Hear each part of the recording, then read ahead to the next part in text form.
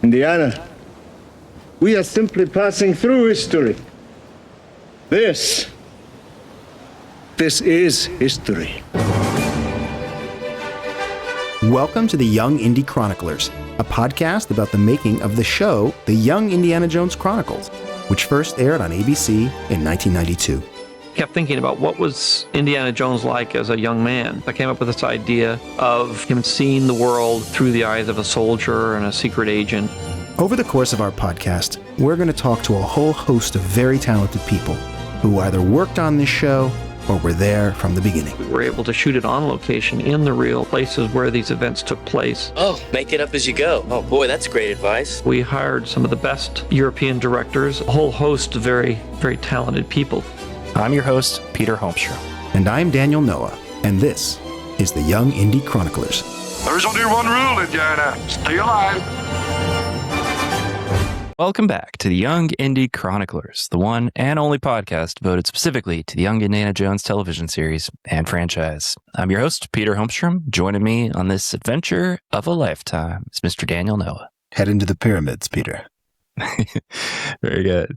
You can support us on Patreon. Just hop on over to patreon.com/Young Indy Chroniclers. And you can also check out our Kickstarter, which is all about a documentary we're producing called George Lucas, The Lost Golden Age. Just head on over to Kickstarter, George Lucas, The Lost Golden Age. We are accepting late pledges. And we just had a couple of really great late pledges pop in this week. Very thankful for those guys. And if any one of those is listening, thank you very much. Daniel, we had a couple of cool updates about the documentary. Why don't we talk about those?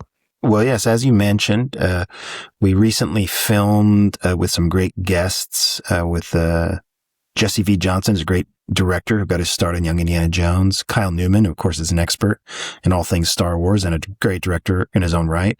And Michael Schultz, who we've been wanting to speak to since the beginning of the podcast. He directed a good portion of what we call the third season of Young Indiana Jones, the TV movies. He directed Hollywood Follies. He directed most of Travels with Father, except for the Greek portion. And we learned in the interview, actually, oversaw some reshoots for that portion as well, which is very exciting. And then, of course, the final episodes of Young Indiana Jones ever filmed, Tangiers and Morocco, both directed by Michael Schultz in 1996, the last episodes of Young Indiana Jones ever shot. And, Michael's career, when we looked into it, I was just shocked at some of the classics that he directed: Car Wash, Sgt. Pepper's Lonely Hearts Club. And he told us a great story about Cooley High, which is actually in a clip that we'll play for you right now. By the time American Graffiti came out, I was shooting Cooley High. Why don't you go somewhere? Your place of mine. I was invited to the Pacific Film Archives in San Francisco. Tom Luddy, who helped create the Telluride Film Festival, saw the film, loved it, showed it there. Lucas saw it, and I met him and the whole gang up in San Francisco, Francis and George, and they said, "Why don't you move up here?" I said, "Man, I got to work. I got to keep working." We're the Young Indy Chroniclers podcast, and we're producing a new feature-length documentary, George Lucas, The Lost Golden Age. You got a chance to have the same adventure making the show as what Indy was doing. We built a Kickstarter campaign to support the film. Late pledges are available now at Kickstarter.com. Yeah, that was a great story, Daniel. It's so much fun to think about the little mini Hollywood that Lucas and Coppola were trying to create up in San Francisco. They were really trying to court talent to leave Hollywood, leave it all behind, leave the corporate nonsense, and get out of town. But they were able to afford to do that, and plenty of people needed to keep working, needed to keep their family fed. And Michael has had a really just such a legendary career. I mean, he's still working. That's what I find just so impressive, so inspiring, is that he's a guy who's just has worked for, I mean, my God, 6 decades, I suppose, at this point, just in Hollywood, and still going strong. So, really grateful Michael was able to join us, and just if he's listening, thank you for being there. 100%. It was a great time, and we've got more filming scheduled. We're really working hard on planning our trip to the UK, which is coming together very well. You know, I probably won't announce any names here, but a lot of names that we were very hopeful about have confirmed their interest, and we are making plans to interview them. So we're very excited, and I can already smell the film taking shape and baking in the oven. So very excited. Absolutely. Well, on today's show, we have something very fun that we did a few months back. And the final days of our Kickstarter, we did a live stream in the vein of kind of a PBS charity. I shouldn't say charity.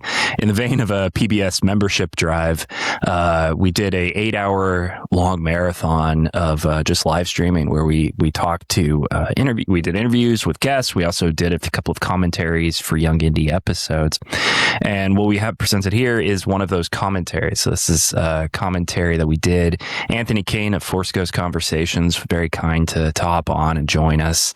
He's been a big supporter of our show and of the Kickstarter, and we love his show. And you know, all the best to Anthony out there. And then also Dan Madsen hopped in for a little bit as well. And Dan was quite a legend in the story of Lucasfilm and Young Indiana Jones. He wrote the behind the scenes book for the Young Indiana Jones TV series, which came out just before, I believe, I forget the publication date, but just before the season 1 premiered. So it was a lot of stories about the making of season 1. A little bit of overlap there just with season 2, because some of those episodes were held off until season 2. But and then also was the publisher behind Star Wars Insider and the Lucasfilm Fan Club magazine from the late 80s up through the early aughts. I think it was 2000 where he stepped back. But Dan was very kind to join us there and talk about this episode, which is Curse of the Jackal. And we did something fun here with this one where it was the TV cut of the episode. So for those of you out there who might be wondering, you know, some of the inside tidbits about what changed, what didn't change between the TV cut and the DVD cut, this is where you can get that inside information. So hope you guys enjoy the show. Yet again, if you guys want to support us, feel free to find us on Patreon or on Kickstarter. Anthony, thanks for joining us here. This will be, as we said, a commentary for Young Indiana Jones and the Curse of the Jackal. For listeners out there, audience members, this is the LaserDisc version. So this will be the original broadcast version for the very first episode of Young Indiana Jones. For those of you who only experienced the show on DVD, this will be a fresh experience for you, very new experience. And this will be the Egypt episode with Corey Carrier, and then also the Mexico Pancho Villa episode starring Sean Patrick Flanery with bookends by the Old Indy played by George Hall. Because that no one has this, we don't have this sort of sync up at home. It's not really necessary. This is unique. Let me set up the share. Peter, are we basically ready to do this here? Let's rock and roll. Anthony, have you ever seen? Oh, and actually ignore this. So what plays on the LaserDisc first is like a little teaser. I think these were the broadcast promos cut by Lucasfilm and shipped overseas. And unfortunately, we don't have any. We have Japanese subtitles because it's a Japanese LaserDisc, but we're not able to put out the. Well, we could put out the audio, but then it would be very difficult for us to talk. But the Anthony, have you ever seen this version of this film? I have not actually. No, this is arguably one of the most enticing. I mean, just talking to you guys alone is enticing enough to hop on here and enjoy this endeavor. But when the LaserDisc version was floated in the concept of what we'd be talking about, I was like, all right, let's do this. I didn't even know LaserDiscs existed for Young Indy at all, and the Japanese subtitles will make it even the better. They did. I think you can still find them floating around on eBay or resale sites. Definitely worth picking up. Obviously, you can't just pick them up. You also have to get a LaserDisc player, and it's a whole complicated process to get them to play. But it's really worth the time, because I think the really interesting thing here too is that it's not just that you get to see the bookends, but you also see a completely different edit for the episodes. It is edited for the act breaks. It's edited for advertisers. Got a title sequence, as you're seeing right now. I love it. And what you see is a really different representation, and you really value what they did with the DVD set a lot more because they extend scenes for the DVD. They really fill out moments. It's a complete ground up new edit for the episodes. But here's probably what shocked a lot of people when they tuned in 1992. You start out in 1992. You see a bunch of kids walking around the the New York Museum of Modern Art. Is that right, Daniel? Or I think it's supposed to be the Natural History Museum, but I don't know what it. This is shot in Wilmington, so of course, who knows where it is? But yeah, shot in Wilmington. I'll have to track this down. The actual location here. I'm sure wife's family owns a beach house nearby, so we have to go through Wilmington to get there. Well, maybe when we come out to film some stuff, we'll hit your family up and see if we can stay there. But so we start here with a bookend. The idea that was originally that an old Indy is telling stories from its youth to the current generation, and really influenced by kind of the idea of you visit your grandparents and your grandparents tell you about their history that you don't know about. And this wasn't just originated in Young Indiana Jones. This actually started, even predated this, when they were developing a kind of Young Indiana Jones stunt spectacular for Disneyland. It never got produced, but there was scripts, there was developed plans. It was soon to happen. And even in that, there's the man himself. There's the man himself, George Hall. But even in that Disneyland stunt spectacular, the idea was it would start with a old Indiana Jones coming out to tell you of a story of his youth. Why they thought that was a good idea for a Disneyland stunt spectacular, I don't know. But the idea carried through here. Maybe it was an offshoot of development on Young Indiana Jones. We're not sure. But needless to say, the idea for the first 2 seasons of the show was that a George Hall character would introduce the episode for you week to week.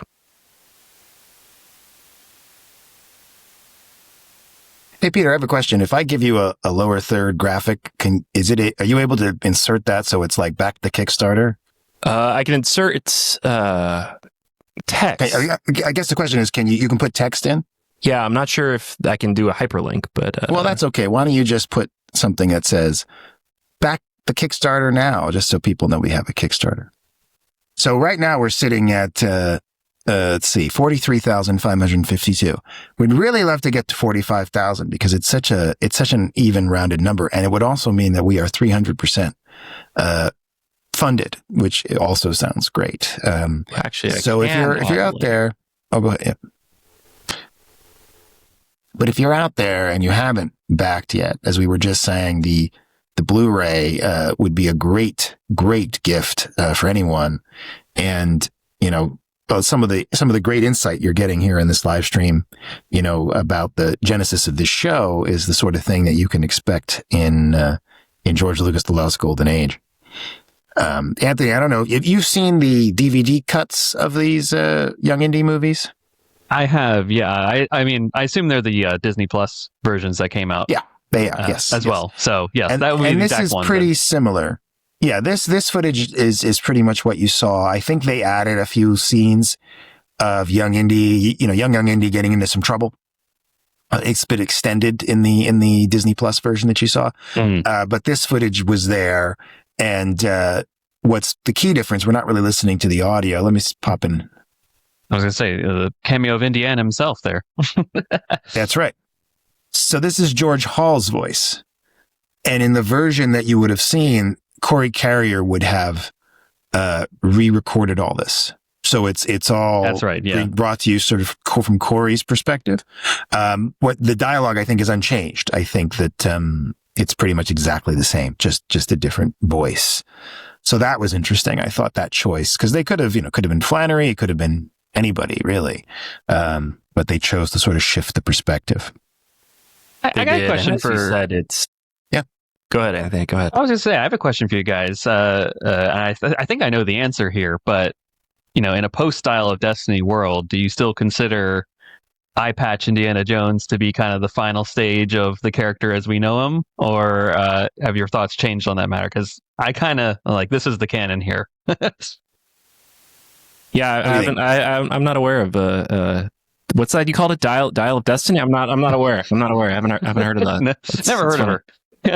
Here's what I'll say. I like my old Indiana Jones with a family and a grandson and a daughter.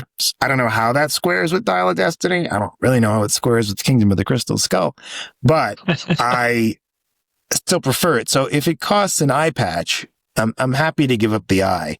I do think, you know, it would have been really cool had they made a fifth Indiana Jones movie to have him lose his eye.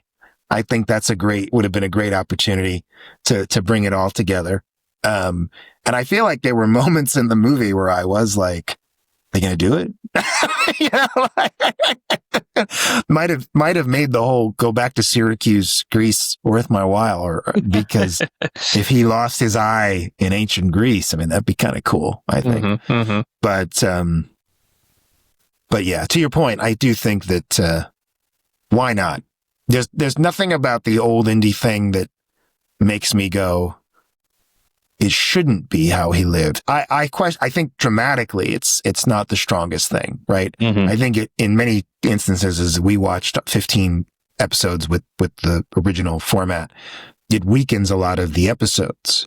But I don't have a problem with the rendition of the character, or I like the idea that he lives a fairly safe and comfortable life, you know, in his great old age and is more or less happy, if crotchety and complaining a lot, right? But then, you know, what old man wouldn't be happy doing that? Hey, so even in our young age, we can still get there. Yeah, absolutely.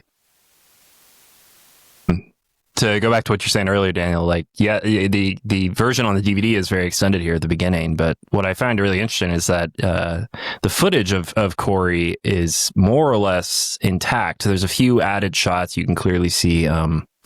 I'm so sorry, I'm blanking on his name. Lloyd, what? The father. Lloyd Owen. Good God. Lloyd Owen. Yeah. So sorry. But Lloyd Owen, the age fluctuates a bit. So clearly they shot a few insert shots with Lloyd. I think specifically the shot where they're bending over the baby of Young Indy is a Indy new on shot. The roof is added for the DVD. The roof, absolutely. But the stuff of Corey is all clearly from the original production, because he's still age appropriate. So they had the footage. That's what I always find really interesting, is that they overshot for the show. They didn't shoot for a 45-minute runtime. They shot for more of like a 50 an hour runtime. So there's a lot of footage that was able to be reinserted for the DVD. Well, they had it's funny because they were obsessive about shooting these as 1 hour blocks, even when they were intended, as many of them were, to air in a movie of the week format. I don't know if that was a thought of like, well, you know, syndication, or like we want to make sure that the show can always be chopped up. I don't exactly know the thought there, but like even Mystery of the Blues, which was sort of packaged as a TV movie, there's clearly the first half and the second half, right? And you know, Phantom Train of Doom, shot as a TV movie, first half, second half. The only one I could say maybe escapes that is Scandal in 1920. I'm not sure I could tell you where the first half of Scandal of the 1920 ends, even though overseas it aired as a two-parter. It did. So, and maybe that was the thought, was that we're making this for an international audience and it's just not going to air everywhere as a movie of the week. So we want to make sure that these can be chopped up. Yeah, absolutely. But it's just funny that ultimately they then were all edited into features. So this scene here on the boat was the first footage shot for Young Indiana Jones. It's a fun scene. Wow. You know, it's very, very enjoyable. The captain. I was going to say, don't want to discount the C.O. Bibble cameo there, too. Yes. There we go. By the way, fun fact, this week we dropped the Gavin Bouquet episode, and he talks about MacGyver. And so I include a clip from a MacGyver episode I found online, because all of the actors in the clip are from The Phantom Menace. So you will see C.O. Bibble, you will see Boss Nass, and you will see Captain Panaka all interacting with MacGyver. And I like to think that George was watching MacGyver in preparation for Young Indiana Jones. We had to match the budget. And he's like, I like that guy. I like that guy. I like that guy. Well, I'll tell you, Daniel, I'll hop in here with my MacGyver knowledge. The clip you pulled is from one of the TV movies of MacGyver that was both shot in, there was two of them made and they were both shot in London. So that's why they were able to get all these British actors for it. But it was shot in 1994. So this would have been after Young Indy. After Young Indy. That's great. So they were watching Young Indy. Yeah, they got inspired to. Exactly. But that's what I love about the UK in particular, is that, actors they just pop around. You just see them in all sorts of stuff. It's great. It's like, is Pernilla August just kind of hanging around the corner there too? And yeah, right. Well, Elizabeth Hurley's in one of the. Wait, I might be wrong. No, Elizabeth Hurley's in Young Indy. No. Oh, is she in MacGyver? MacGyver. I don't know about MacGyver. I'm thinking of Lena Headey. That's what I'm thinking of. I'm sorry. Tune into next week for MacGyver talk, everybody. Yeah. Hey, we're like the Inglorious Trexperts in Space 1999. We just keep getting on.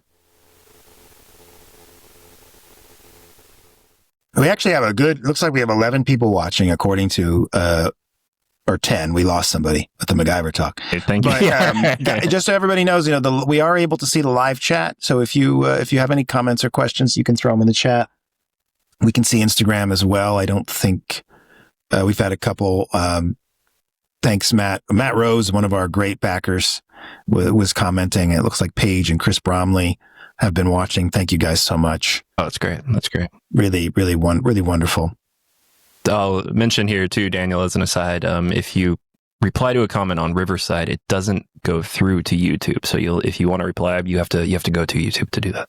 I'll just reply with my voice. That's fair. Yeah, that's a good way. Thank you for your comment. Shout out to insert here.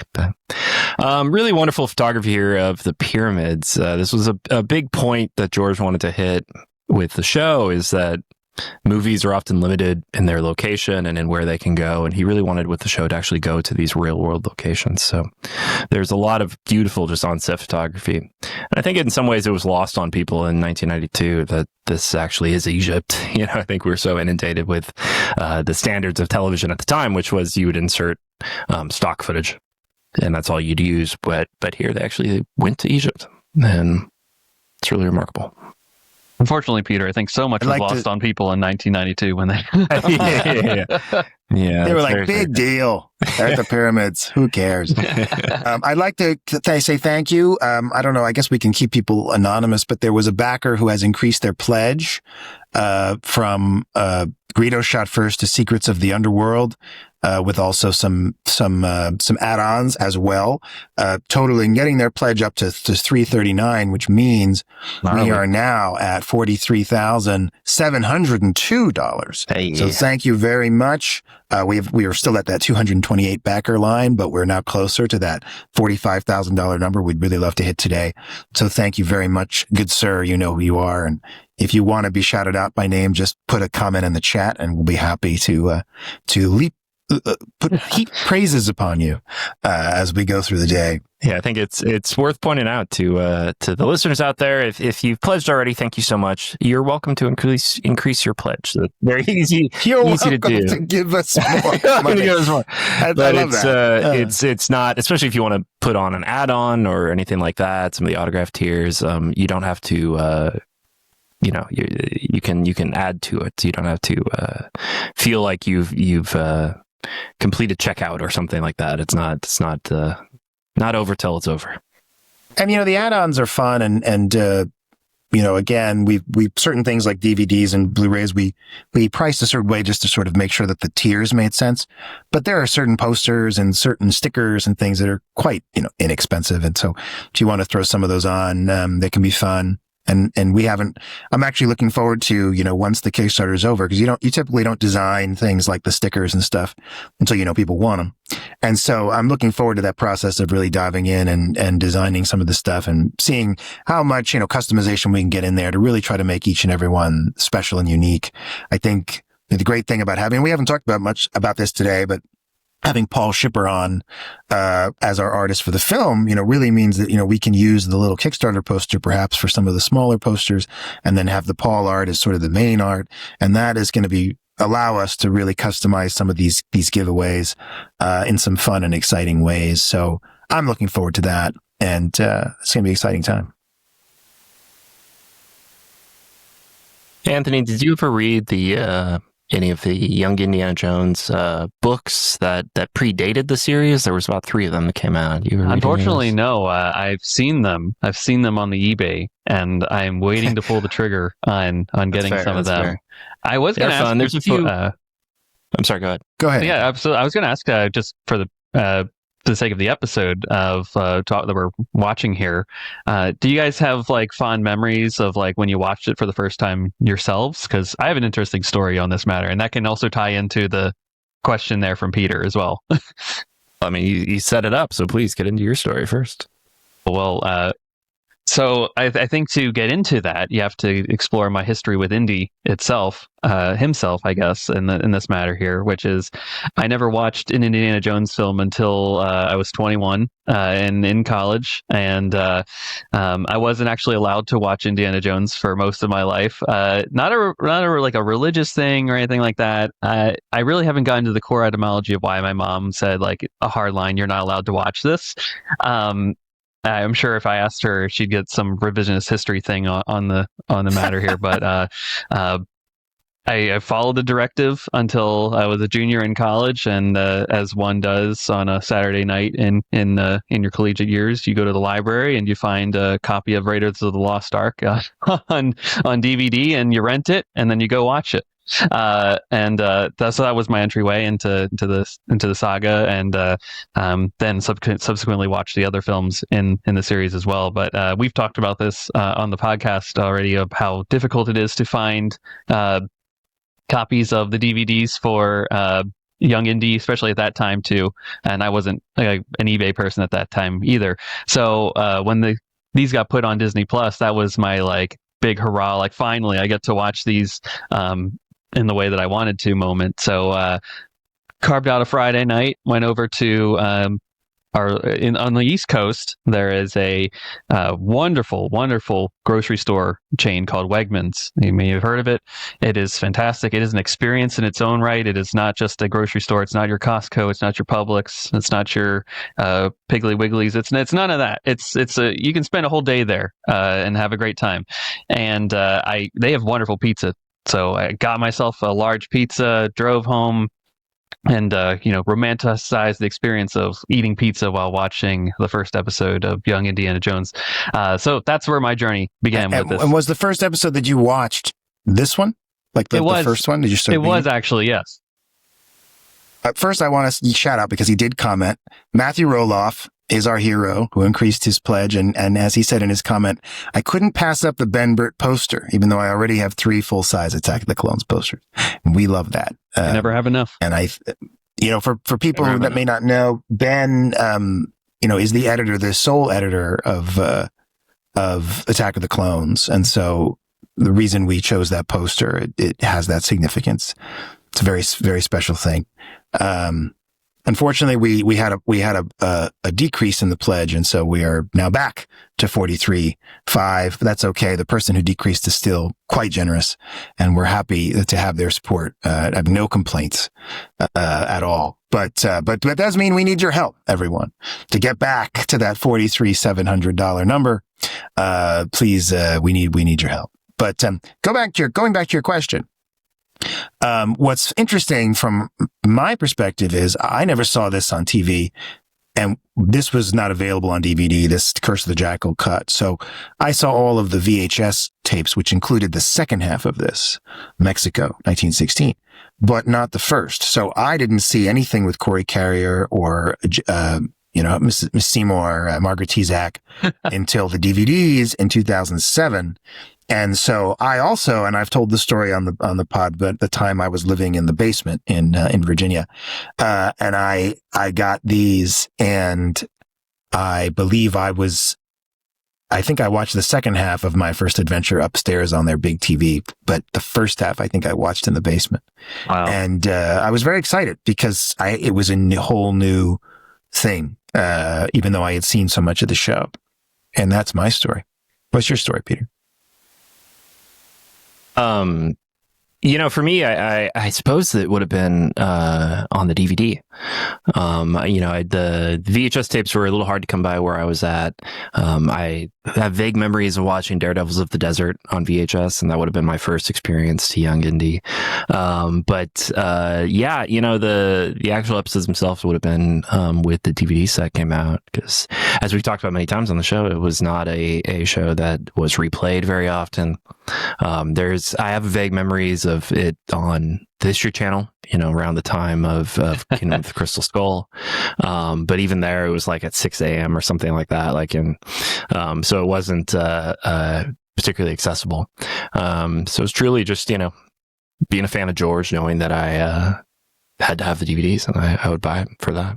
And thus began my love affair with Young Indiana Jones. The DVDs were great, and I wish, there'd been part of the problem with the DVDs, I think, was that they came out spaced apart.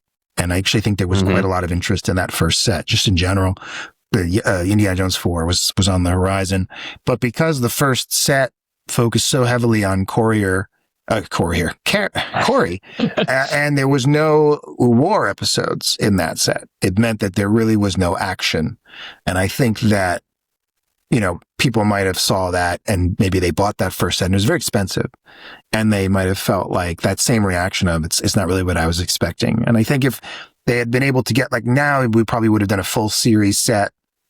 I think if people had been able to take it as a whole, I think there is a little some of that in there. It's not the whole show, but it's got that in it. And that's why Volume 2, if you go on eBay today, it's almost impossible to find, because it was sort of the most popular volume, because it has all the action episodes in it, pretty much. And, called The Warriors. You call something The Warriors and it sells. That's the marketing answer. But, it was a great time. I wish there'd been a Blu-ray. I think we all wish that. We all still want a Blu-ray. We know it's going to be a restoration process. We think the show's worth it. And, we hope that, Disney Home Video, and they have a deal with Sony now.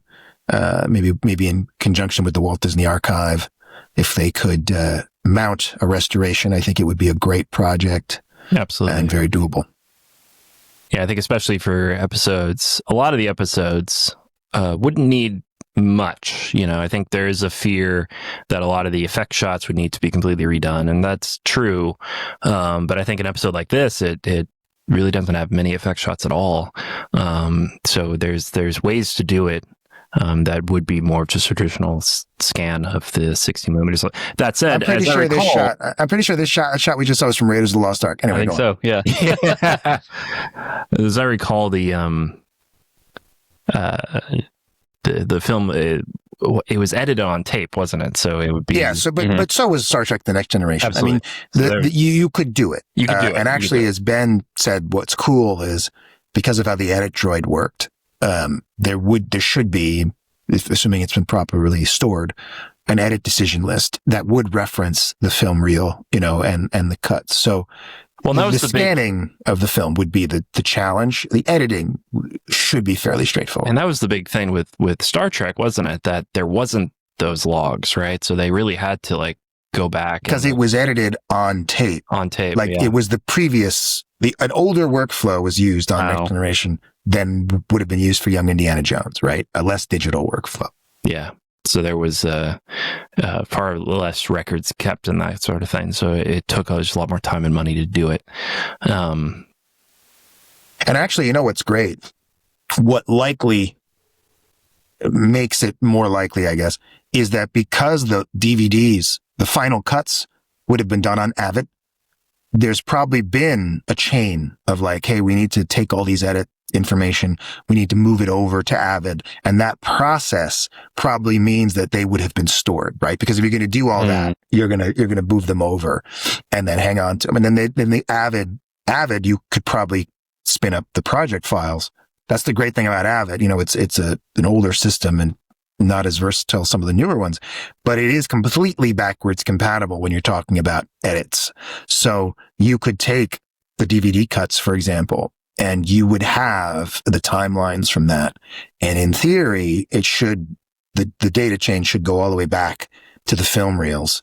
And so you could do it. Again, it would take work, but the data you need should exist. Yeah, I guess the biggest thing then is just that so many of the digital matte paintings were done in the time period and on any compositing, any composite shot in the entire series, however it was done, will need to be redone. That could be a very simple thing, like the Ring of Horses shot. As long as you have the film reel, a kid could do that in After Effects. I mean, you wouldn't. I listened to Darren Dochterman talk about the new version of the director's cut of Star Trek: The Motion Picture. And what I found fascinating from that was they used largely prosumer software.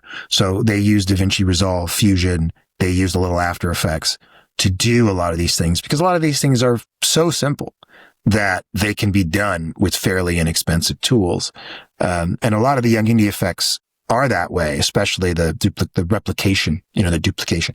Many of them, by the way, and this is where you'd want to get George involved. Many of them could be done better at no extra cost. So then it's like, okay, is it time for the Young Indiana Jones Special Edition? Right. And I don't know, but it's like, I'm sure it's like you take that shot we were talking about in the Russian Revolution one, and we had Sergio on and he mentioned that shot looks a little rough. It's like, well, that would be easy to fix. Yeah. Right. Yeah. But should we? Because you have to recomposite it. Like the reality is, and that's the hard part. It's like you want to preserve it, but if you're trying to bring it up to the Blu-ray level, you really do need to recomposite that shot. So you could recomposite it exactly as it was, but you've still made a new shot, and so there's the historic question of, well, what is preservation when you're talking about something that was done at a videotape resolution in an interlaced format? Surely we must not preserve the interlaced format part, right? But, it's hard. It's a really hard sort of philosophical question about art preservation. And the things that people do to restore paintings are somewhat intrusive, right? So it's hard to say. It is. And then, of course, we get into the legal quagmire of it all as well. Young Indiana Jones and Indiana Jones in general is still co-owned, essentially. And so it becomes a issue there. If it was just one or the other, Disney or Paramount, it would be a simple matter of just hopefully we get somebody who's interested in greenlighting it. But here it actually takes both people who are willing to split not just the cost of production, but also the eventual revenue. My hope would be we eventually see at some point, a Lucasfilm executive, a chair, a head of the company who has a care for the show, because it is as simple as a couple of phone calls, right? A call to David Ellison or whoever his person is, and and Disney, someone at Disney. And I could see David Ellison, because again, the one thing about this that's great, the cost, while there's work to be done, assuming the elements exist, the only question we really don't know is, were the digital mattes preserved? Like the images that you say would have sent to Western Digital, were they preserved somewhere? And because if they were, they could be upscaled in a way that would be satisfactory. And so you wouldn't have to repaint the matte painting or anything like that. So if you're just talking about recombining elements, while it is a lot of work and it is essentially redoing post-production on the show, it's not that hard, nor should it be that expensive compared to many sort of entertainment projects that people do. So if you had the studio buy-in, and maybe David Ellison, who sees himself as a rising studio head, is someone who could be appealed to. He's young enough. He may have watched the show, and that makes a big difference. I mean, that's a huge difference. Someone like Bob Iger, who was running the show and maybe was frustrated by his Young Indiana Jones experience, may be less likely to spend effort, whereas someone who was a child watching it on TV and being enraptured by it may be more like, yeah, let's do that. Absolutely. So these things can change, and the sands can shift and change these things. Anthony, you and I are both big fans of Zack Snyder's work, and there have been many re-releases of his films that were done just because he was willing to put in the work and do the effort himself. Yep, and he plays ball too. And plays ball. So it really just takes one person who with a vision, who can really push it forward and champion it. I also am a big fan of the Phantasm franchise, and that the first one had a 4K remaster done purely because J.J. Abrams is a big fan of that movie as well. Peter, I popped over to the YouTube. It looks like chat's disabled on YouTube. No. I don't know if there's a way to go into the setting, maybe the settings on the video and flip that on. That's why we haven't been getting chat. We've been getting some great comments on the Instagram though, and I want to call those out right now. Matt Rose, again, one of our great backers, he's commenting about C. Andrew Nelson. He's very excited to have us speak to him later. And we also have Brandon Rice, who is one of our backers, congratulating on the campaign. The username, The Only Spoon. I'm pretty sure I've seen your name on our list. I think your last name is Spooner, which is great. But thank you so much. Your congratulations on our Kickstarter. And he says, he grew up in the 70s and 80s wanting to be Ben Burt. And I think, I would like to say, there's a lot of people of that generation who grew up interested in filmmaking, who are particularly drawn to the work of Ben Burt, as sort of a master of sound. If you're into the audio side of things, audio production, he really, perhaps as much as George Lucas revolutionized filmmaking in general, Ben Burt may claim credit for revolutionizing sound in film. Of course, at Lucas's encouragement and following in the steps of Walter Murch and the work they'd been doing. But the work that he did over these several decades, the building of the sound library and the philosophy of sound, really can be attributed to Ben Burt. And truly every sound engineer, every sound mixer, anyone who's ever done sound on a motion picture is following in that style. They redefined what movies are supposed to sound like. And there is a rock star quality to that I think probably does deserve its own documentary. But unfortunately, we can only focus on a small part of his enormous legacy. One at a time, Daniel. One at a time. The next Kickstarter. So many ideas. It's that George clip. All I need is an idea. So we're trying to get the YouTube chat going. Oh, it's live. It looks like it's working. I see it now. Is it? I now see the chat. Okay. It's weird because whenever I go over there, I hear myself. You do. It's duplicated. You gotta mute the. But it does appear to be live now. It was not before. It's so strange. It's live now. So it's probably this thing is this strange. Live streaming is a strange thing. It is. Apologies, guys. This is basically our first live stream here, so you'll have to bear with us as we figure some stuff out.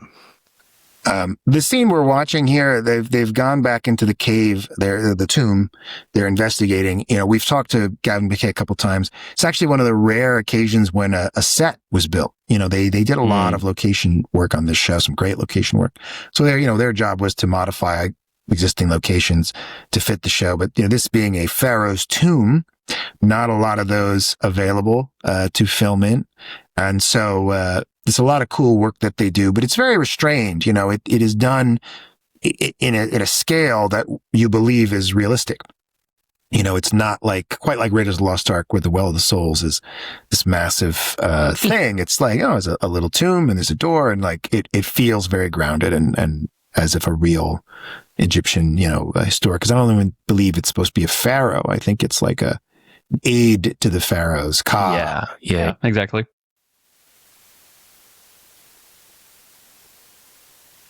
The junior adjutant. Exactly. So. Have you guys ever seen the show Party Down, sitcom with Adam Scott?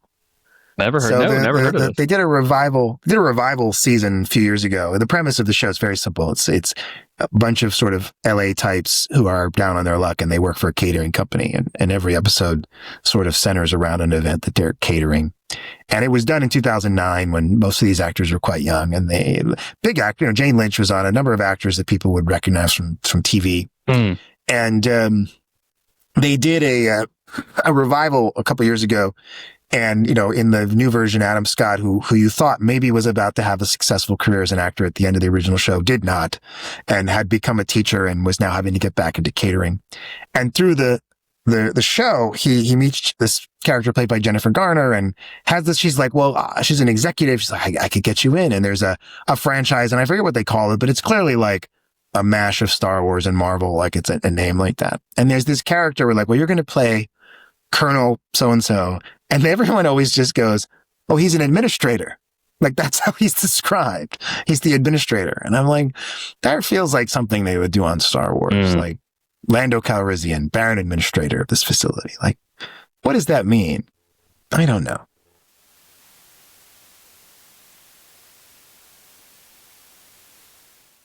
You right there, Peter?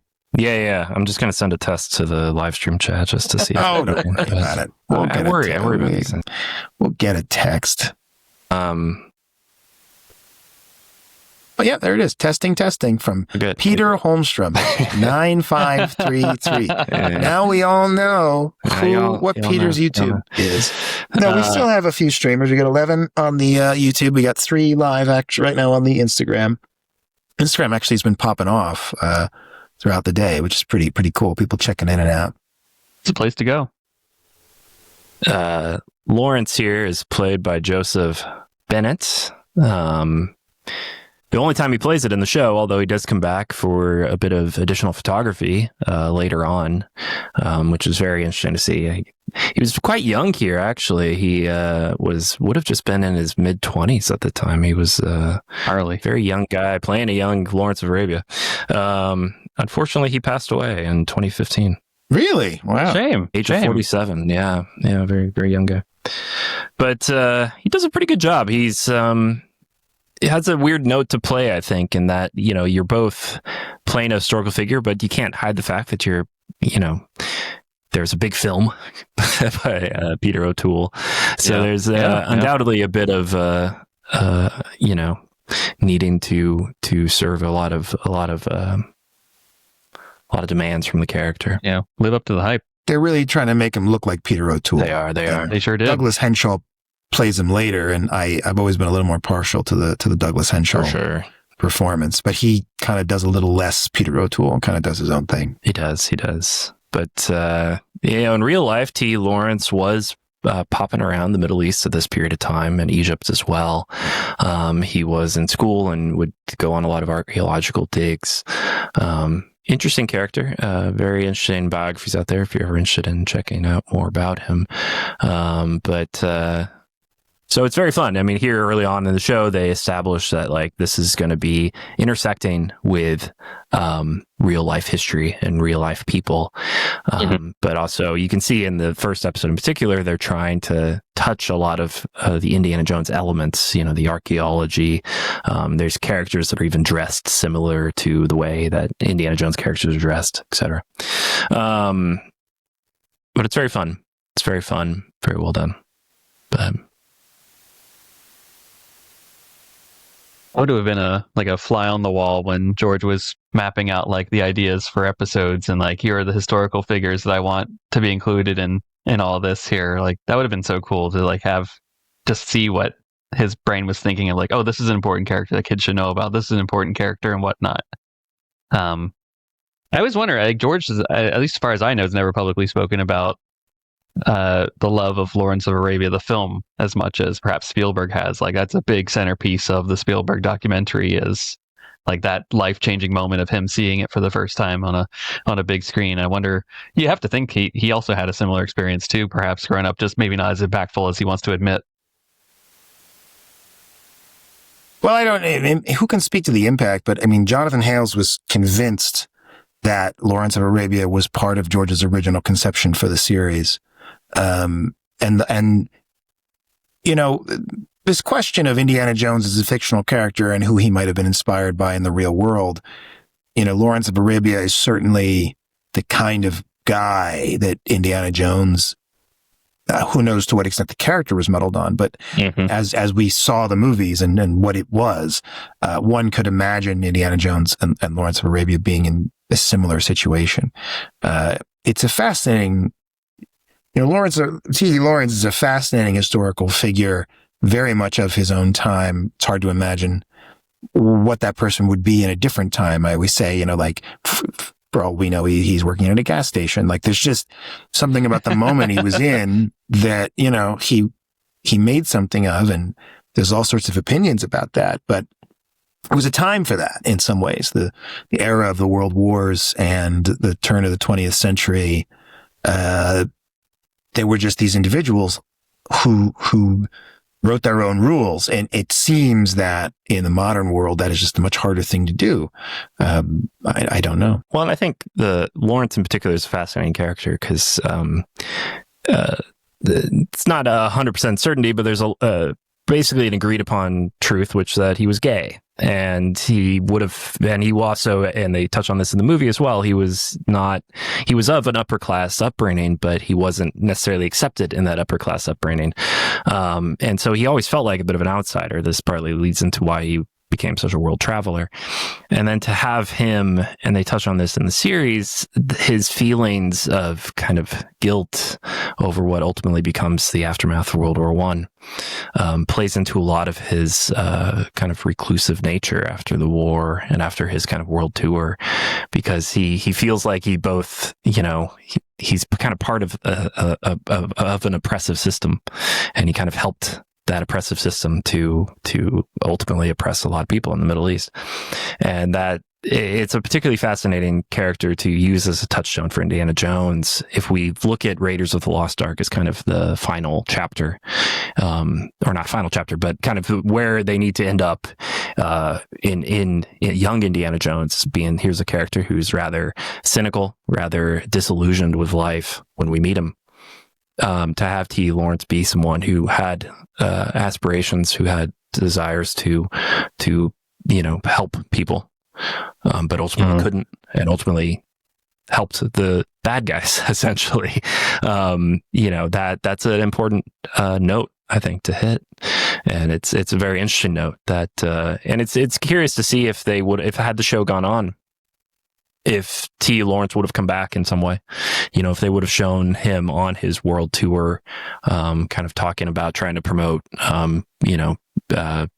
awareness of the plight of the Middle Eastern people. And then even the aftermath of that, where he became much more of a reclusive guy, very depressed, just kind of living in a small cottage in England. And would Indy have been involved in any of that kind of way? It's that interesting way that they intertwine Indy's kind of companions throughout the show, whether it's Remy or T. Lawrence, and then you have a lot of people that are clearly set up to be his companions that never quite get there because the show ultimately ends. But I feel like they're conscious choices, Ernest Hemingway, these are people who started their lives with much higher ambition, but ultimately, end in very depressive kind of ways, don't they? Like I feel like it has to be a conscious choice. Lucas could have picked people that ended happily, that were like, I tried for stuff and I got it, and that's the end of it. We're back with George. Hey, look at that. So the episode has no, they don't tell you what happens here. The DVD version dramatizes it. And famously, that was shot during the production of The Phantom Menace, but that's not Corey either in that scene. It's a different kid because Corey would have been way too old. But it's a little, that scene is interesting because it's just a hard narrative thing to sort of square. The show would never do this again. Like the show would never have an hour segment that essentially ended without a resolution. So it's an interesting thing. But going back to the Lawrence of Arabia thing, it's interesting because that movie, Lawrence of Arabia, opens at Lawrence's funeral. And one would imagine that Indiana Jones would be at that funeral based on their relationship. And that would be a really interesting thing to see. Absolutely. I wonder if maybe that'll be in a future video game or something. That'd be kind of cool, actually. That would be. a lot of opportunity for all this stuff in video games. It would be great to see them use. I don't know if you ever played Battlefield 1, but Battlefield 1 to me is the closest to a Young Indy video game we've ever gotten, because it's a World War I game. And there's a whole scene a whole section where you're fighting with Lawrence in the Middle East. And it's excellently done. So I would love to see a game like that. You're telling me the SNES game doesn't do it justice? We have an episode. We actually have an episode coming up on the video games of Indiana Jones. We do. And I was pulling some footage and stuff. And, it's Indiana Jones' Greatest Adventures looks really cool. And I wish we had gotten a Young Indy game in that style. This is another moment here that is greatly increased for the DVD. The early introductions for the Mexico episode, which we're transitioning to now, has a lot more to it. In the DVD version here on the LaserDisc, they just kind of hop you right into it. And then in DVD, there's much more introduction. You kind of are meeting the cousin, and that's all additional photography. So that was not something shot at the time. You can definitely tell, like the cousin in particular looks a few years older than he does here. But here in the broadcast version, they just pop you right into it. Here they are in Mexico. There's no ambiguity about that. And stuff's about to happen. Here in a few minutes, we're going to be joined by Dan Madsen, who was the founder of the Lucasfilm Fan Club, Star Wars Insider magazine, and wrote the book on behind the scenes of Young Indiana Jones. I'm really thrilled to have that here as well. Anthony, you're welcome to stay with us, finish off the episode. I'll finish off the episode. If you need to get going, though, no worries. Yeah, I'll finish this out. I love the Mexico episode, so. Fantastic. I always felt bad for this guy here. He just seems like just a guy that wants to go drink at the end of the night. That's all his life's about. And then he's about to die. He's set up to be a bit of a threat. I think at first Indy and his cousin are like, oh God, this guy's going to like arrest us or something because we want to go find a bordello. But instead the guy's like, oh no, you want to go over to this place. It's totally fine.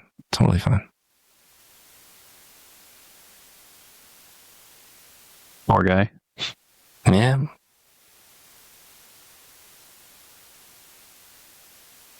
Fun to be on set for this day.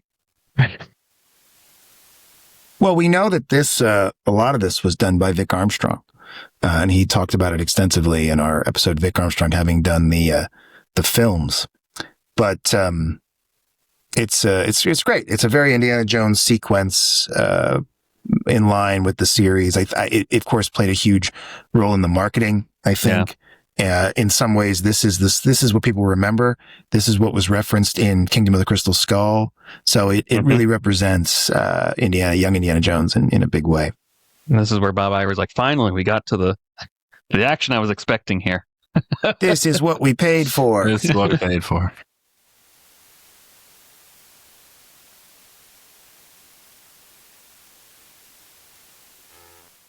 All right, and we have Dan Madsen here in the waiting room, so we're going to let him in here.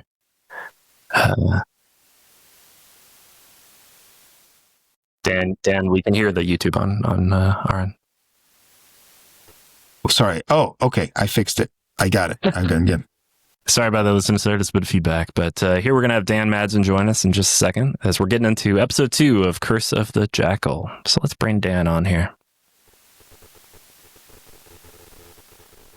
All right. Dan, how are you doing? Good, Peter. How are you? Doing really well. Thanks for joining us. Hey, thanks for asking you me. Remember Daniel here, and then we also have Anthony Kane of the Force Ghost Conversations joining us. Hey, Daniel. Hey, Anthony. How are you? Great. How are you doing? I'm hanging in there, man. You know, Dan, you just missed. We're watching the broadcast version of Curse of the Jackal here, and just missed the bookend with George Hall. And I remembered from your book that you were actually able to speak with George Hall back in the day for your book. I wonder if you have any recollections of speaking with him and the kind of the lost Indiana Jones, the old man Indy. Oh, he was just a wonderful old guy. He was thrilled to be involved with the television show, and at the time that I was talking with him for the book, there was no inkling that eventually down the road they wouldn't use his bits that they filmed. So I just assumed, and he assumed that he would be there forever. And unfortunately, that's not the case. But it took me a little bit by surprise, in fact, when I first saw an image of him and I found out they were doing an Old Indy, because he he didn't strike me as what I would imagine an older Indy to be like. And that might have been part of the problem, is that, as time went on, a lot of people thought, that doesn't seem like Old Indy to us, but I don't know. That he's a heck of a nice guy, though, I can tell you that. Absolutely. He, it must have been particularly tough for him too, because he would just kind of pop in for like a scene, basically, like barely even a scene really. So it was just kind of a half a day. It was a completely separate production too, so that he wasn't really even involved with any of, I don't even think George visited set once. It was like, it was just kind of sort of I don't want to say an afterthought, but it was definitely a separate kind of a separate unit.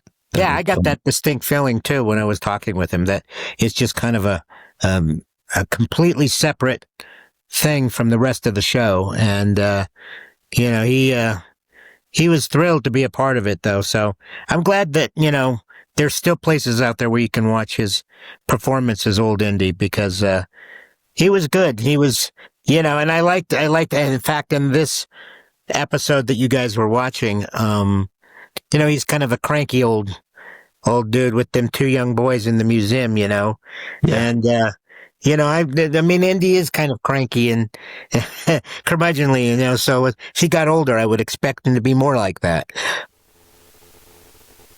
It's very true. It's very true.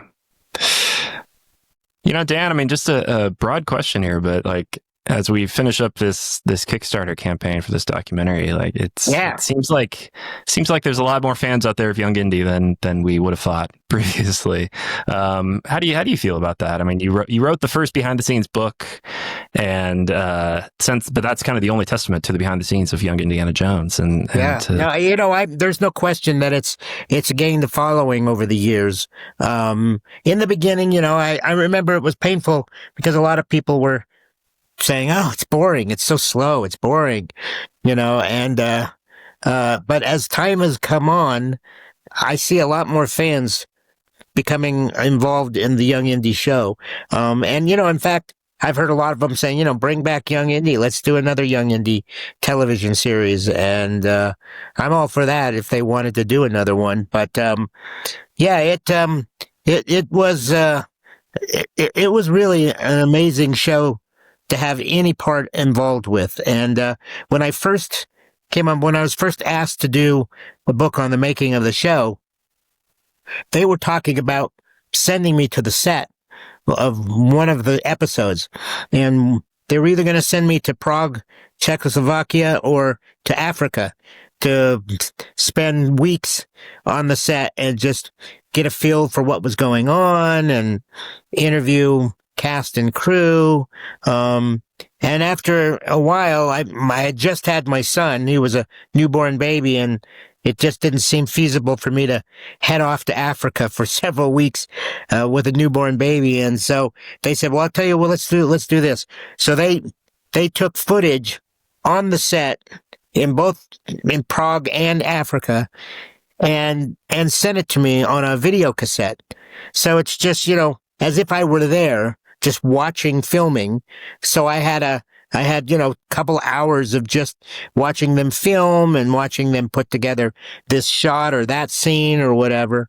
And then they send me the scripts in advance. I got all the scripts for the show in advance of the series being on television, so I could read and find out what each episode was about, who the main character was that was going to be in that episode, like Pancho Villa, for instance, as we see in this episode. And it was an exciting project to be a part of. And an interesting story is that as I was doing the book, I was still doing the fan club at the same time I was doing the book. And when I was doing the book, I got introduced to the executive producer of the show named Rick McCallum.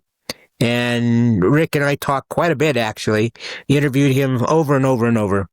So finally, when the prequels were coming into real life, and there was all the licensees were invited to the ranch to get a peek at the movie and such.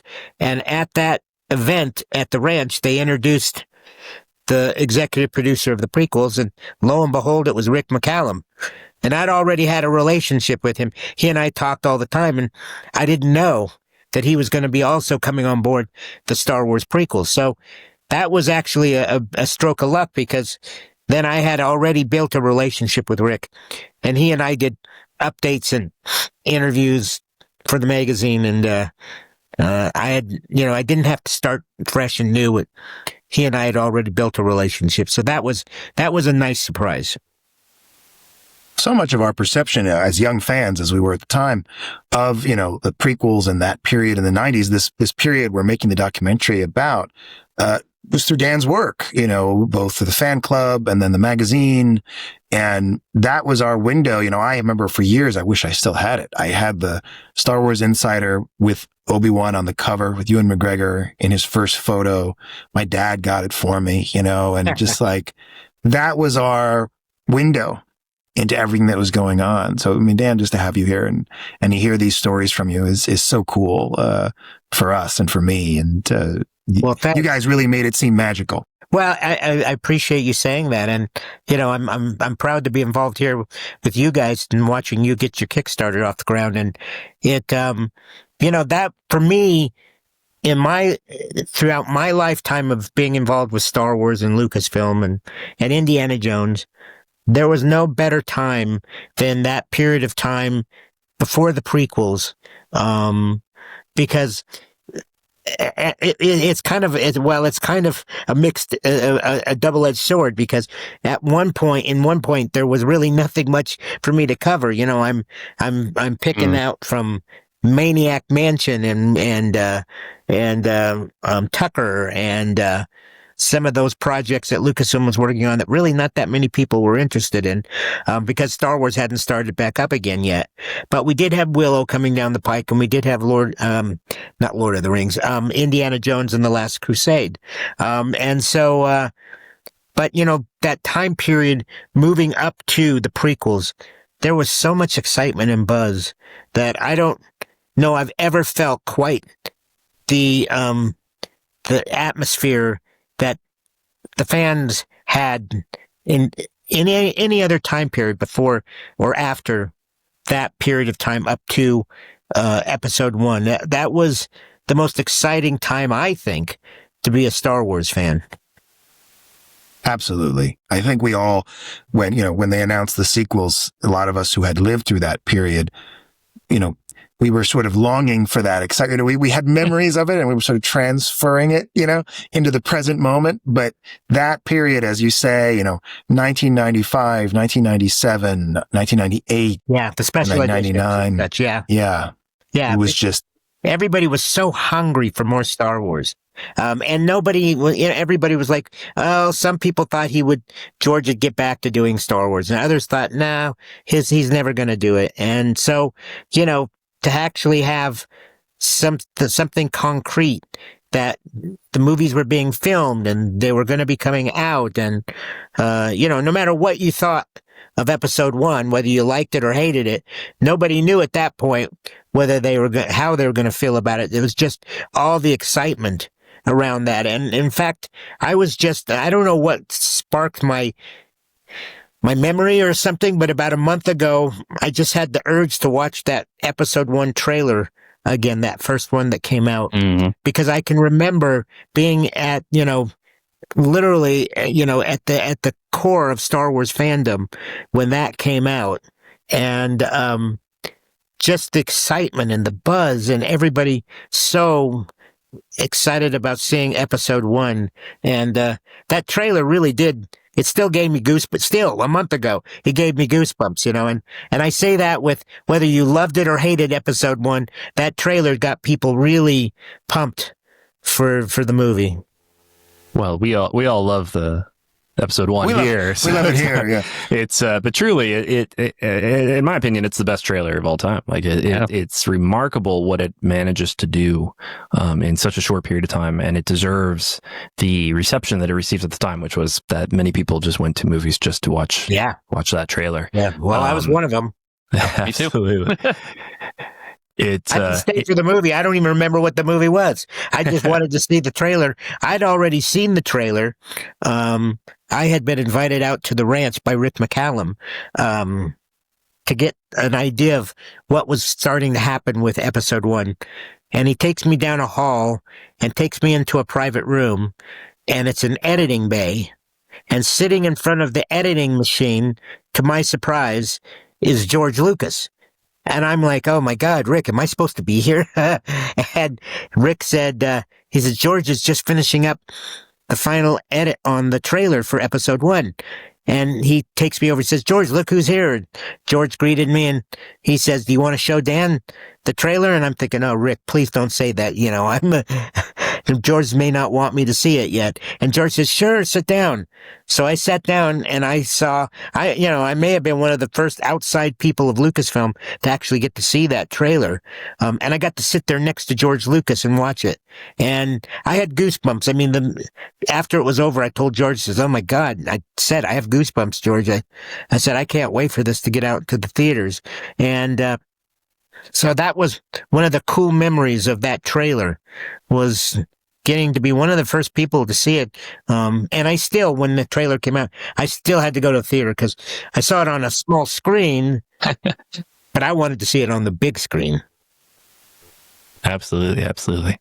Well, and people don't realize back then, I remember watching that trailer on Real Player, like the resolution of an internet trailer in 1998 was so low. And a neighbor had caught it on Entertainment Tonight and was able to tape it, and we had a videotape, but you couldn't get that experience. It's not like today where YouTube's 4K, you could fill the screen. It's like, no, if you didn't see it in the theater, you really hadn't seen the trailer. And that was huge. So true, Daniel. So true. I had a lot of people griping about that because they couldn't really watch it back then. And so, I knew I had a friend that went to go see the movie that it was playing in front of, went in the morning and stayed all day long, and just that's all they did. When the trailer was over, they'd leave the theater and go get lunch or go get breakfast or something, and then wait until, about the right time for the next showing and come back and watch the trailer again and then leave. And they did that all day long, literally. Money well spent. Yeah. Viewers out there, if you're just joining us, we are joined here by Dan Madsen, founder of the Lucasfilm Fan Club and author of the behind-the-scenes book for Young Indiana Jones, and Anthony Kane, host of the Force Ghost Conversations. Kickstarter just has about 20 hours left. You still have time to contribute. We just had a $65 contribution come in for the regular Blu-ray. Thank you very much for doing that. We really appreciate it. So head on over to Kickstarter.com and look us up. You can find the link right here at the bottom of the video. Yeah, our total is now 43,646. Awesome. We're trying to get to 45 today. If we get to 45, we're at 300% funded, which would be fantastic stat to publicize. God, I'm thinking about the press release, guys, for later. Really helpful. That's incredible. That's an incredible. Congrats, guys. That's really amazing. Thank you. Thank you. Thank you, Dan.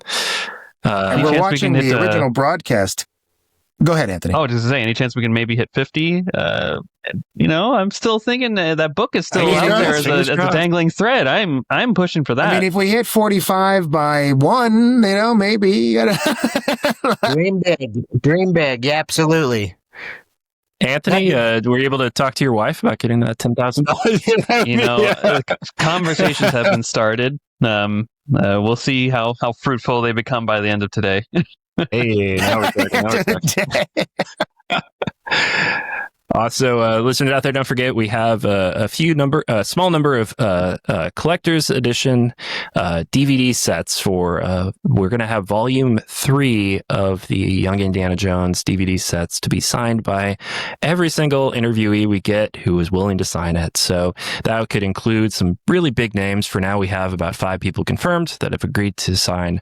We can't promise everyone because we haven't asked everyone yet. But once we do, you can rest assured though that the ask will be made, and it will be a set that is incredibly rare for a incredibly underappreciated show. Well, and volume 3 is called The Years of Change. It has a couple of things in it that are worth your while, right? It has the last Young Indiana Jones ever filmed, or one of them, which is the Morocco episode with Sean Patrick Flanery. It has Harrison Ford in Mystery of the Blues.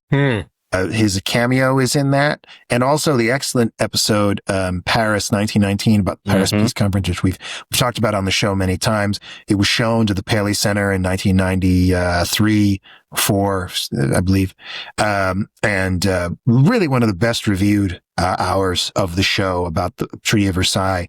So all these are in the set. And as Peter mentioned, some of the confirmed names we have are, Ben Burt, Gavin Bacay, Joel McNeely, and as he said, as we interview more people, we'll make the ask. So it's very special. The Ben Burt VHS is sold out right away. We only had 5, so you can't get that. And this is, of course, much more expensive than that. But if you do want Ben Burt's signature on a Young Indiana Jones film media product, this is your shot. And we have a backer who has picked one up. So you could let that person be the only person, or you could be one of those people. So talk to your wife. You got 20 hours. Or talk to your husband. It's unfortunate I still don't have a direct line into George, because I could call him up and say, George, there's something you need to be investing in right now. Well, don't anymore though. I haven't talked to George in many years. So, well, we're paying tribute to George. We've not asked. So it's we're very excited for the museum though. When it opens next year, I think that'll be really, really wonderful. Oh, it's going to be stunning. And I've seen a few things of what's inside, and it just looks mind-boggling. I can't wait to go out there and see it myself. Dan, do you have plans on the books? I mean, the opening date's coming up. It's plans for what now? For to come out to visit the museum. Yeah, I absolutely do. Nice. I'm going to be out there. I don't know for the first opening day, but certainly in the first month, I'm going to be out there and take a tour. Well, please get in touch when your plans. I will absolutely. No, I understand there's some amazing Star Wars art that's going to be in there as well. Yeah. Matthew Rose has increased his pledge. He picked up one of those poster add-ons. Yay, Matthew! So we're now at 43,771. Thank you, Matthew. Matthew's a production associate level supporter on the film. Creeping closer. So he's a great ally of ours. And thank you so much, Matthew. Way to go, Matthew.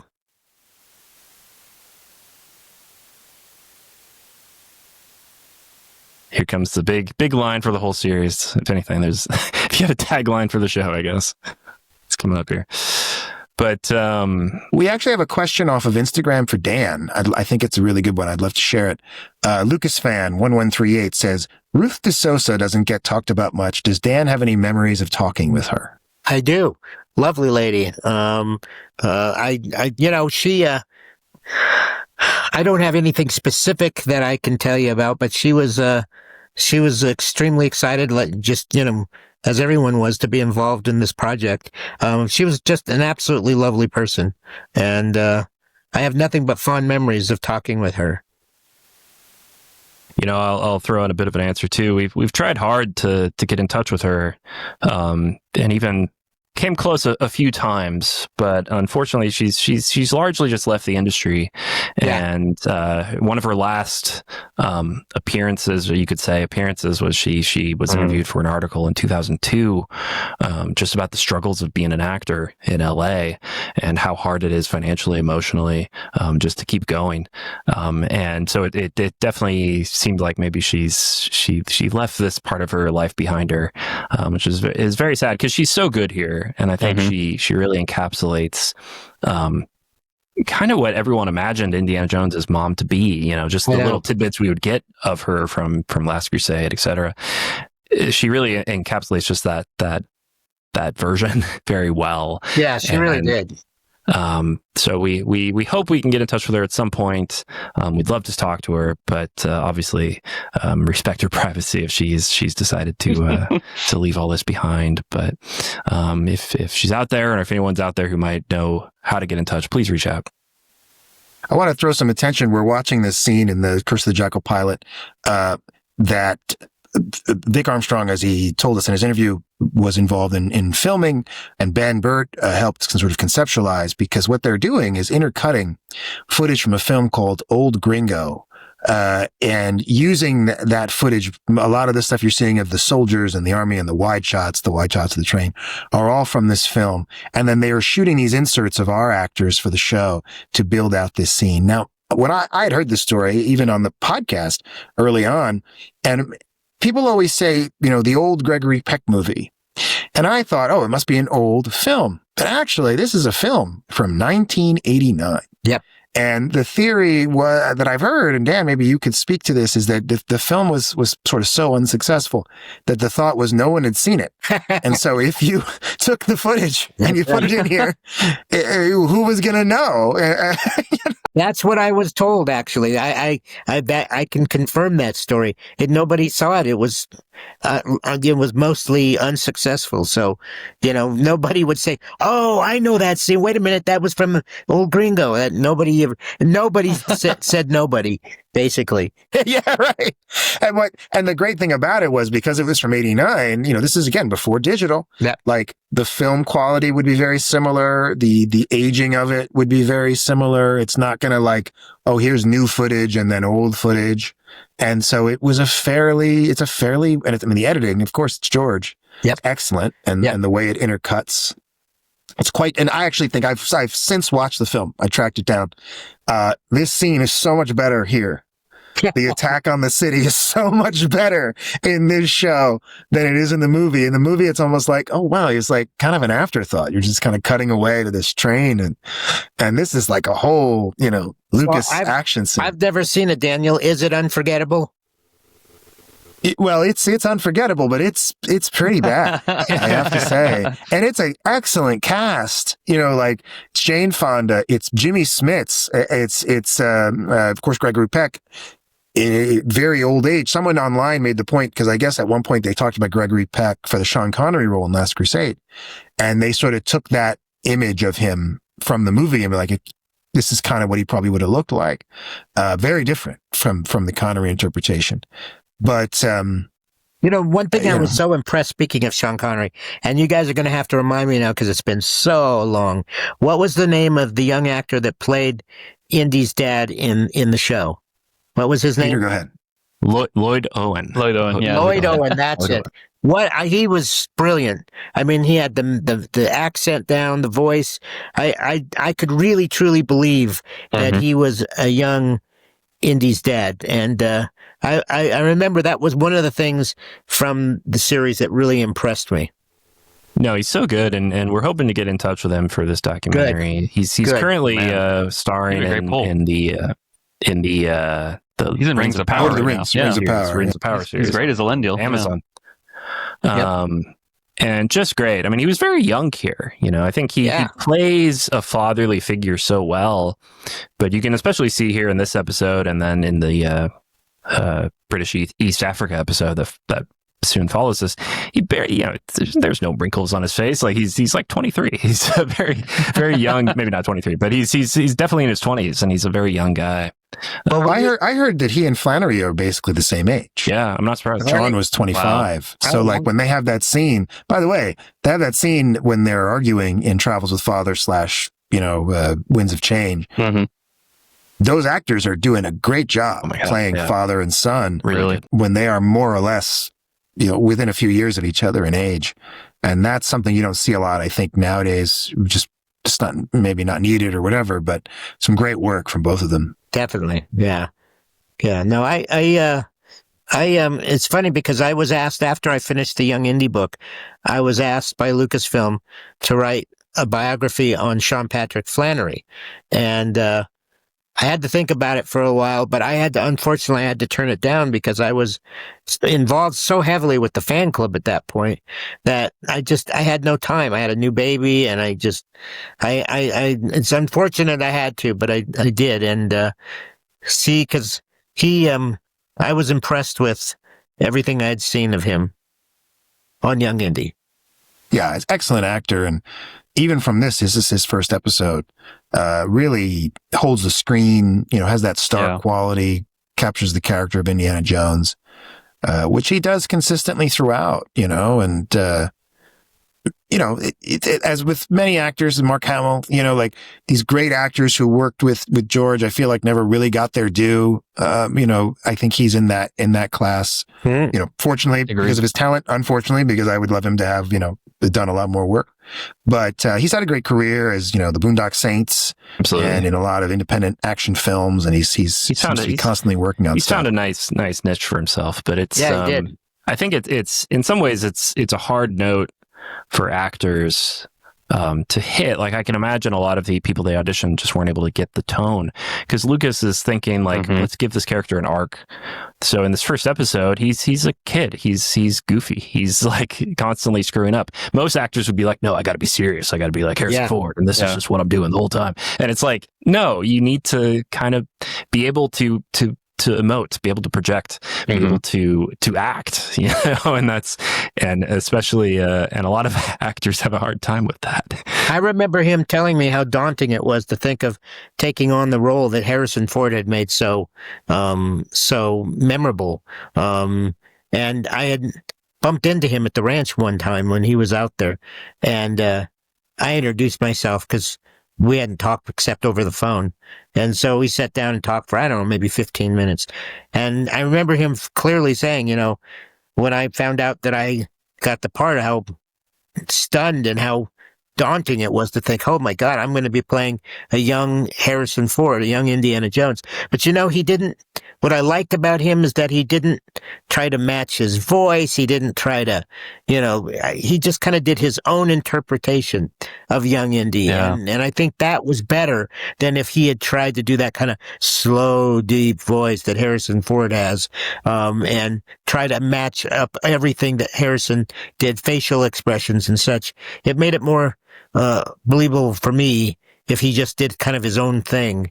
And I think he did. Absolutely. No, you couldn't have said it better. I think it's moments like this that Sean really shines as well, which is he has this somber, very haunted look to him, and it you can feel just the weight of this on him, and he does this many times over the series, especially as Indiana Jones gets into World War I and all this sort of thing. But he hits the note very well. All right, we got to stop the presses. Andrew Spooner, I believe. The same one from The Only Spoon on Instagram has been watching our show, has just increased their pledge from the It Belongs in a Museum tier to the Jonathan Bresman Production Associate tier, which has brought us to within $200 of the $45,000 mark. We're at $44,809. We just want to say thank you to Andrew. Andrew, we hope that you discuss this with your wife, or that there's been no spur of the moment, impulse. Oh yes, a partner of any stripe, your close friend, whoever you share your financial decisions with.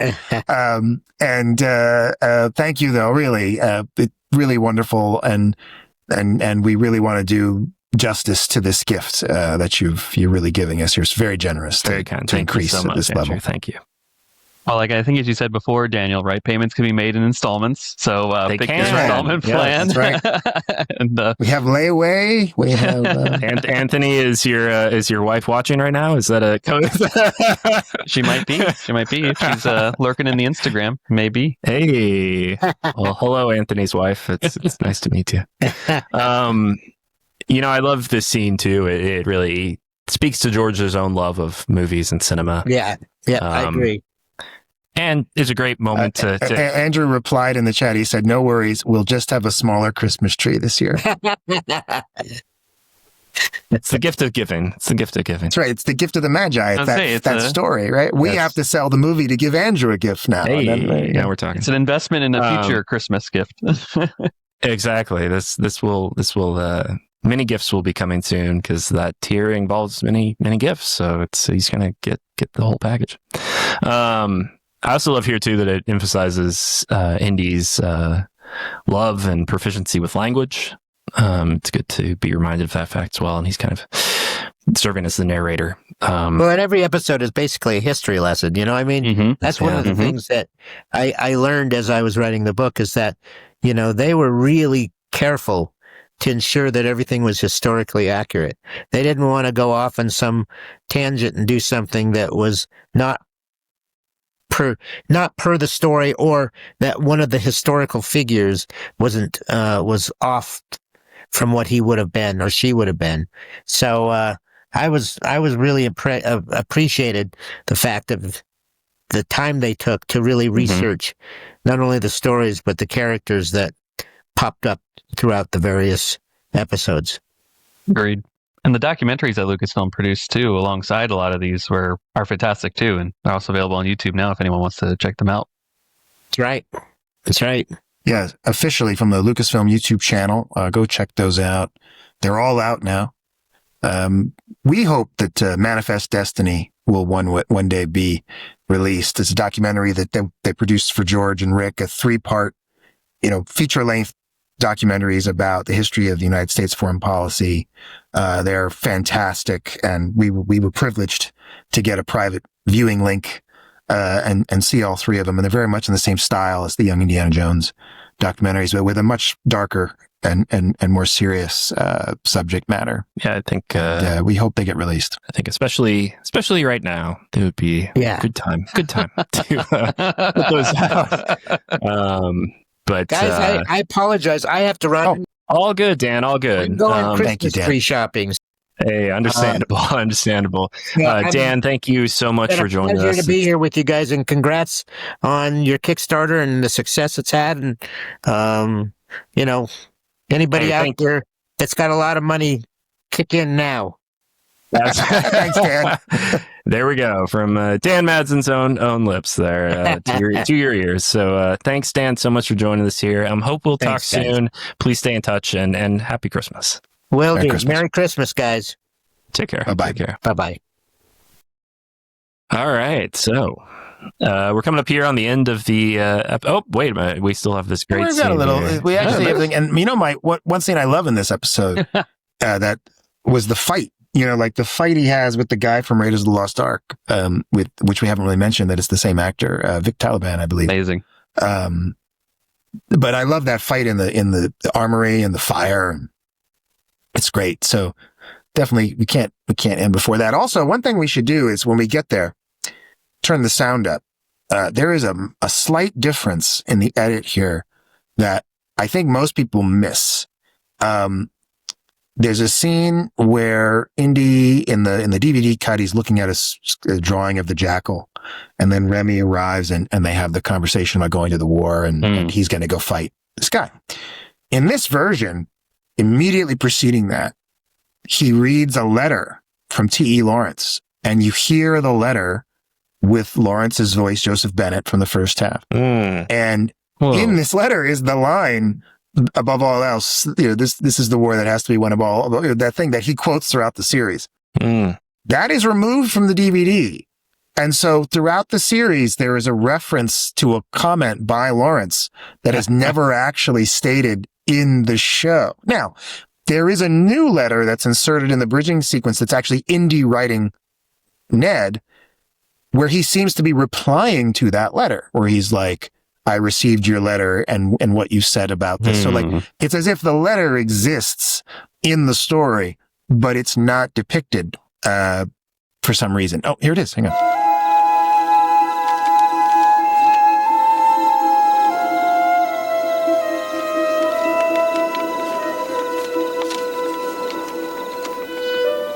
At last I'm leaving Cairo. They're sending me into the deserts to make contact with the Bedou. I must take some part in this war. I believe something honorable can be achieved here. All I'm certain of is this war must be fought. Above all, it must be won. The alternative is unthinkable. Lord, how serious I am. Your friend, Ned.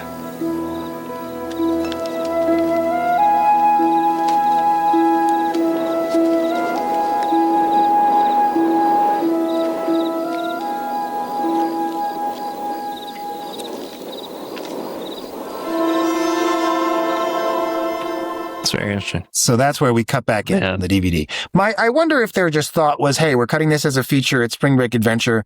This voiceover comes in. You have no idea who this person is. Like it could have been that simple of a thing. My mother says hello. She's in the chat. The chat's working. Very good. Hi, Mom. But But I don't know. I don't even know who would know the answer to that question. Like, because it feels like the kind of edit someone would forget making. It's so simple, you know. Yeah. But who knows? Wow, I'm blown away. And frankly, right. I think because of that, we definitely, to your question earlier, do you preserve or special edition a future potential Blu-ray or whatnot of this? And I say special edition it. Special edition this. Yeah. Go hog wild on it. My thought was the standard def versions should be included in any release for exactly that purpose, like to archive. But you wouldn't do any work, right? You would just we're gonna dub. We take the tape. It's probably not looking great. Sure. It's there so that you can reference it, you know. But yes, you want to do a cleanup so that it looks pleasant and can be enjoyed by a modern audience. And I do think there's probably an argument there for a little bit of improvement within the spirit, you know. Well, I'm sure if George started thinking Young about Indie it, fan, he'd tinker with some things. Well, I mean, if you were working with George, I think you would have the problem would be without George, you wouldn't want to impose your own artistic taste on it. I think the chat is working suddenly. We're getting a bunch of chats. All right. Young Indie fan said, I wonder why Lawrence's voiceover was cut. And we were just discussing that, about we don't really know, but that there was a change and maybe it was a narrative one. And then we're being asked about the score. And, you know, one thing I do know, and, you know, we're having Laird Malamud on, later today, and he may speak better to this from an informed, place than I, but I do know that this episode in particular was scored at Skywalker Ranch. And it's the only one, that was, but as a result, that's why the soundtrack's never been released, because it was done with union players. And it'd be very expensive, relatively speaking, you know, to release a CD album. And so most of I believe that in a lot of the other episodes, if you're hearing some of these themes reprised, it is re-records, because obviously the theme has been used many times, you know, so I think that's done later, and then they're going back and you get some of this desert theme music. But I think Laird probably will speak better later to some of this music stuff. And this is the fight scene I love. I love the editing of the sequence here. It's very faster, more intense. Yes, it is. Especially for TV production. You know, I think a lot of people do forget the standards of the era today, because now we have the Game of Thrones and all that kind of stuff. But like at the time, you know, fights on TV were very clunky. Like they just didn't have the movie cinema level style. And yet, you know, here, this is very kinetic. It's very active. It's very, you know, there's escalation. You know, we're seeing, oh my God, there's fire now. You know, it's like there's a clear arc in place for this fight scene. And yeah, very well done. I mean, it feels like it was stripped right out of Raiders, right? Like it very much feels like the Marion Barr sequence. You couldn't convince me otherwise. If you had told me, hey, this is a part of it, I'd be like, yeah, I believe you. There's a reason this was in all the marketing, right? Because it looks like Indiana Jones. Yeah, the whip. Get a whip. Yeah. It was in all the marketing, and then like people got episodes with him talking about baseball with Tolstoy in Russia. Tolstoy. Hey. What's this? Albert Schweitzer. ABC was like, can we have this scene can every episode open with him in the whip? Yeah. They're like, guess what? He's going to be. I love this. The gas. Yeah. He's going to be in Italy, trying to seduce the same woman that Hemingway is. Yeah. Playing flute. By the way, I watched I don't know if you guys ever got the chance to watch the couple years ago, Ken Burns did a 3-episode Hemingway documentary about his life and legacy and whatnot, which is really fantastic. I implore everyone to go check it out. But the part of me in the back of my head was when they were talking about his World War I adventures and whatnot. I'm like, and he, had that little mishap with Indy back in Italy. He met Indiana Jones. You're leaving that out, Ken Burns. That's right. And they were both going after the same Italian lady. That's right. Who was later in a short film with Sean Patrick Flanery called Kingdom Come that we want to see. So if you have a copy of it, if you're watching. Speaking of which, Jan, I was curious about going back to Old Gringo. Yeah. Of course, I looked it up as did you get like a VHS? Found a Blu-ray. You found a Blu-ray? I found a Blu-ray, man. I found a Blu-ray. I don't know why it's on Blu-ray. I think it was one of those small houses, like one of those like Arrow or one of those companies. And it's out. It's just a scan with no work done to it. There's nothing else on the disc. No, and it's one of the blessings and curses, like not curses, but it's just it's one of the distinct differences, I guess, between something like that and Young Indiana Jones. A movie like that, the rating, the people who own it probably don't give a shit. They and you can do just kind of a basic scan and for pretty inexpensive, and the profitability of that kind of endeavor is valid. Whereas here with Young Indy, it's like there would be a necessity of a much higher restoration process. So it's a harder, because it was never finished on film. That's really the difference. Yeah. When you have a film print, you can scan it, and when you don't, you can't. Yeah, and there's something to be said too about the how much the perceived value of a product affects the cost of licensing it. So Old Gringo licensing fee for, I think it was Kino who probably put it out. Kino would probably not have to spend that much money to get the license to do a Blu-ray for it. Whereas Young Indiana Jones, the cost would probably be a lot higher. Honestly, they should market it with it now being like some of these sequences are featured in Young Indiana Jones, and I think the sales would skyrocket on Old Gringo. They marketed it poorly. Yeah. Lest we forget how many people have watched, all the films that stole footage from Star Wars or Battlestar Galactica or whatever, and or even just the other day I was watching Cruel Jaws, which is definitely a ripoff. Yeah, hey, all the Jaws films and the Star Wars theme is in it twice. Yeah, Cruel Jaws. It's the Italian one, so also known as Great White. Is that what you're talking about? Yes, the Italian knockoff Jaws 5. We amazing. Talked about it this summer on the podcast for fun, and it's a very interesting movie. That's great. Which has a novelization, by the way, in case anyone's curious. It does, yeah, and a good new Blu-ray that just came out. And a Blu-ray, that's right. Yeah. But anyway, we've now derailed this conversation, but it's the episodes. I actually love that the black and white sequence credits was always part of the show, but the fade to black and white was created for the re-edit. That's true. It's a great. I love that. I love that fade to black and white effect that they do. It's just like, okay, it's receding back into history kind of thing, and that was sort of a evolution on an idea. I think is so fascinating. They knew they did. There's Laird's credit there, Laird Malman, editorial assistant. It's fun. It's the only time we see Indiana Jones artifact in the museum. So good for him. He did it. He did one.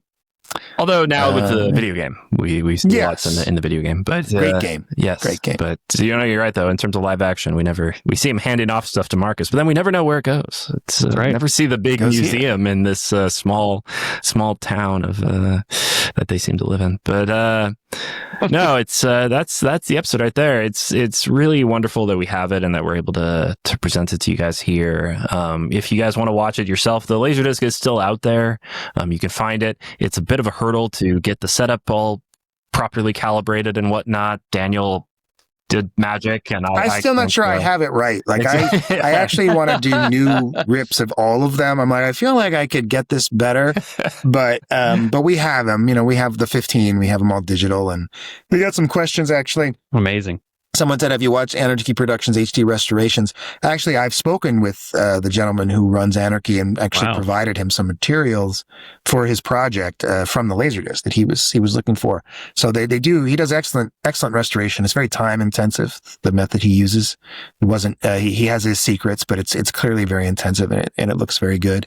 I will say our opinion. I think I can speak for both of us. Like, we're not huge into the AI upscale when it comes to restoration. Like, obviously, if it's all that could be done, if let's say there was no materials left, if the negative had been destroyed, certainly. But, we've confirmed the original film from Young Indiana Jones exists. So a true restoration is possible, if expensive. And that's certainly what we would love to see. And we're back. Hope you guys enjoyed that commentary there with Anthony Kane and Dan Madsen. You know, we had a really fantastic time on that live stream. I feel like we should make this a tradition, Daniel. I don't know. It was great. We should definitely love to do it again. Yeah. So we're going to call it there. Hope you guys had a great time. If you guys want to get in touch with us, you can find us on all the socials. Just search up Young Indy Chroniclers. Also, please like and subscribe to George Lucas, The Lost Golden Age, also on all the socials. If you want to see the video version of this episode, please hop over to the YouTube. We're having some great success right now on the YouTube side of things, so we'd love it if you guys could join us over there. And as ever, again, Patreon, Kickstarter, great ways to support the show there and keep the Young Indy conversation going. So, till next time, for Dan and myself, thank you guys very much for being here, and keep on adventuring. Next time on the Young Indy Chroniclers. We're thrilled to have Hillary Bomberger Powers, the script supervisor of third season of Young Indiana Jones. Hey guys, thanks for inviting me. This is kind of fun. And I don't even remember how I got the job, but I was elated. It was like, oh my God, I made it. And she played the role of Sally Brown on the Peanuts TV specials. We have to write an essay on Stanley Miles. You know, I'm 5, 6 years old. I have no clue what I'm doing. All I knew is I get to meet new people and eat lots of candy because there was always candy.